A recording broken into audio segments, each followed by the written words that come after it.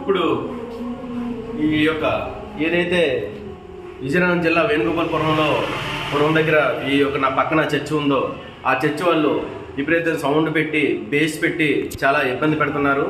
ఇప్పుడు కూడా ప్రజెంట్ మీరు చూస్తున్నారు కదా.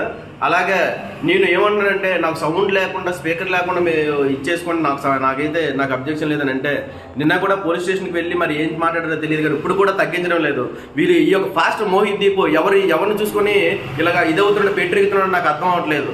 ఈయన్ని ప్రశ్నించే ఇది మనకి లేదా నేను ప్రశ్నించలేనా వాడిని అని నేను చాలా దీనిగా నేను అడుగుతున్నాను. ఇప్పుడే కాదు చాలా దీన్ని బట్టి అందరూ కూడా నేను ఫోన్ చేయడం కానీ ప్రతి ఒక్కరు కూడా క్వశ్చన్ చేయడం జరుగుతుంది. కానీ అయినా కూడా ఈ యొక్క మోహిత్ దీప్ ఫాస్ట్ ఈ యొక్క పెనియల్ చర్చ నడుపుతున్న దాన్ని మనం కంట్రోల్ చేయలేమని నేను అడుగుతున్నాను. ఎందుకంటే నేను ఒక ప్రశ్నించే ఇదనేది నాకు పబ్లిక్గా నాకు ఉంది. నాకు ఏదైతే కుటుంబానికి నాకు అన్యాయం జరుగుతుందో ఇప్పుడు అది నేను ప్రశ్నిస్తున్నాను. నాకు అది అన్యాయం న్యాయం జరిగేటట్టు పోలీసు వారిని కూడా సంబంధిత అధికారులను అందరూ కూడా అడుగుతున్నాను. అయినా ఈ రోజు కూడా ఎవరు కూడా నాకు న్యాయం చేయడం లేదు. అంటే నాకు మంచి రోజులు వచ్చాయి. ఎందుకంటే పవన్ కళ్యాణ్ నేను ఏదైతే పవన్ కళ్యాణ్ నన్ను అడిగారో చాలా స్పష్టంగా కూడా నేను అడగడం జరిగింది.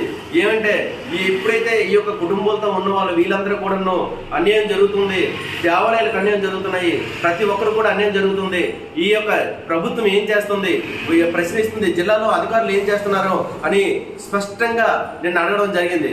అయినా కూడా ఎవరు కూడా ఈవెన్ మన ఎమ్మెల్యేలు కానీ ఎంపీలు కానీ ఏం చేస్తున్నారో అర్థం ఉంటుంది. వాళ్ళకి ఓట్లు కావాలి తప్ప కూడా ఇవన్నీ కూడా వాళ్ళకి అవసరం లేదని నేను అడుగుతున్నాను. ప్రతి ఒక్కరు కూడా న్యాయం చేసే ఇది కూడా మీకు కూడా ఉందనేసి అధికారులు కూడా ఉందని ప్రభుత్వానికి కూడా ఉందనేసి కూడా నేను అడుగుతున్నాను.